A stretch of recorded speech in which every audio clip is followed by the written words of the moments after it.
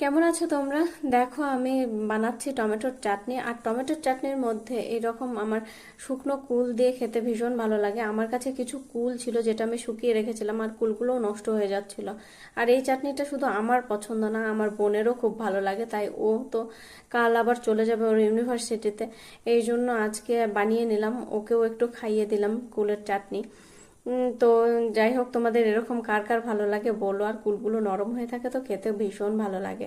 তারপর সন্ধ্যেতে চলে এসেছিলাম বোনকে নিয়ে স্মার্ট বাজারে, কারণ ও ইউনিভার্সিটি যাওয়ার আগের দিন ওকে নিয়ে একবার আসতেই হয়, কারণ ওর ঘরের কিছু টুকিটাকি কেনাকাটির থাকে। তো সেগুলো নিয়ে ওকে নিয়ে চলে এসেছিলাম। আর আসতেই দেখো সুপ্রিয় ধোনির সাথেও একটু পোজ দিয়ে নিল। তো তারপরে এইখানে এসে হ্যান্ড ওয়াশ নিয়ে হয়ে গেছিলো আমাদের সমস্যা। বোন হ্যান্ড ওয়াশ কিনবে, এখন ওর কাছে মনে হচ্ছে ইয়েলো কালারের হ্যান্ড ওয়াশের স্মেল ভালো নাকি পিঙ্ক কালারের। পরে আমি পিঙ্ক বললাম, কিন্তু সুপ্রিয় বলছিল